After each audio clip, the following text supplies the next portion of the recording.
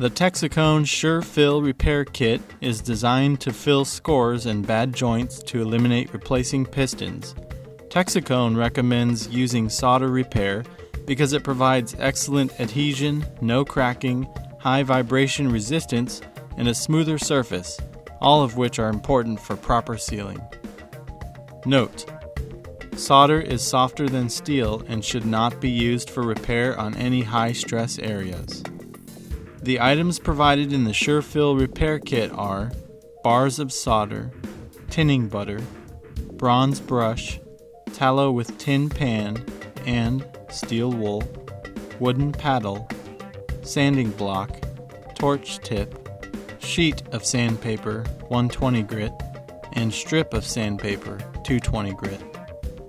Items not provided include acetylene torch, coolant rag, degreaser, file. To begin preparing for soldering, file all raised burrs around the score until the repair area is smooth and burr-free. Clean the score with a bronze brush and some degreaser to make sure it is oil and dirt-free. Assemble all tools for quick access. Once you begin, you will not be able to stop until soldering is complete. Push the enclosed torch tip onto the end of any tapered oxyacetylene torch tip. Note: use acetylene only. Use of bottled oxygen will melt the rubber tip. Stir the tinning butter until it reaches a consistent light gray color.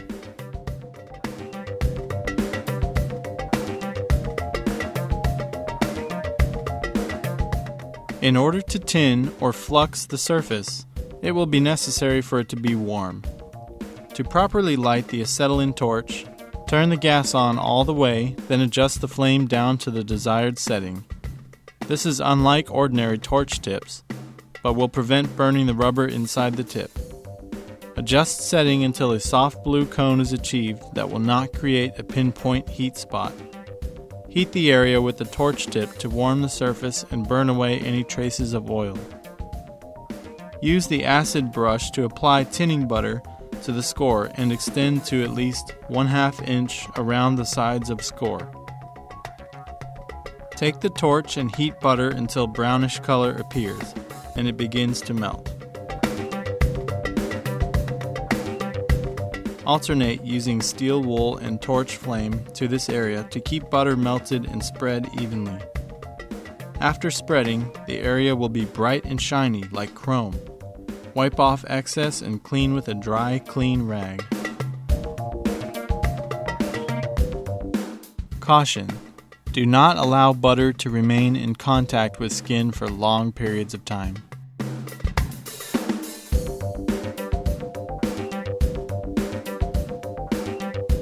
After the surface has been tinned properly, you are now ready to add solder.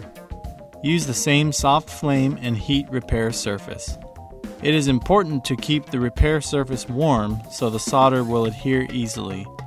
Next, take the solder bar with the tip of the flame just licking the bottom of the bar and tap the bar to the scored area several times until small dabs begin to break off and stick to the metal. Note: knowing how much heat to apply is the most critical factor in the solder repair process. As with tinning butter, it changes color to indicate correct temperature. When applying solder to the repair area, be sure that the repair surface melts the solder, not the torch flame. This will ensure that the correct temperature has been achieved. If the solder runs off the surface, it could mean one of 3 things. The surface hasn't been tinned properly, the surface is too hot, or the surface is chromed or stainless steel and needs another flux. Make sure that there are plenty of solder dabs to fill in the repair surface. If the score doesn't fill in the first time, you will need to repeat the process.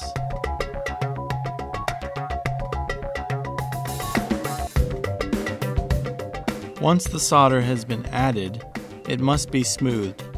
This is done by paddling the solder while it is pasty.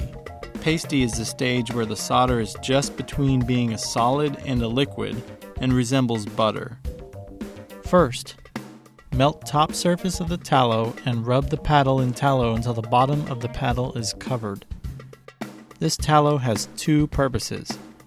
It lubricates the soldered surface for easier paddling so the solder won't adhere to the wooden paddle, and the tallow keeps the torch from possibly burning the paddle. Work alternating between the torch and the lubricated paddle to smooth out the lumps of solder.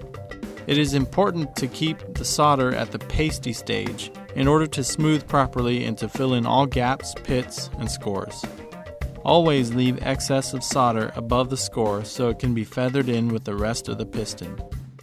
If there are other repairs to be made, repeat these steps on other areas and finish the remainder of the job up to this point.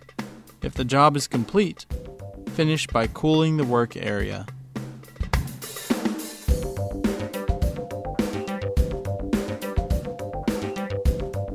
Cool the work area with a cool rag. Brittleness increases when solder is hot over an extended period of time. This cooling will keep the solder from becoming brittle and will firm up the solder for sanding. Now prepare to sand the repair area. First cut the sandpaper sheet, 120 grit, and install on the sanding block. Sand the solder around the score to remove excess. Do not sand directly on top of the score, as this will result in a flat spot of the score. When this excess is feathered to your satisfaction, take the stripped sandpaper, 220 grit, and sand the entire repair area by wrapping the strip around the piston and polishing back and forth. Do this until the area is smooth and flush with the original area. You will notice a difference between the finishes of the repair and piston. This is normal and is due to the different type of material and does not indicate a bad repair. Files should not be used because solder is soft enough to be sanded and filing might gouge the repair.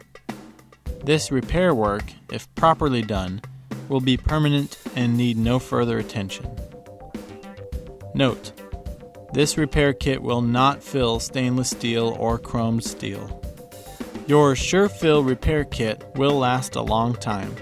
You will, of course, have to refill the kit with the non-durable items such as solder, tinning butter, and tallow. These items are available for purchase, as are all the kit contents from the Texacone company.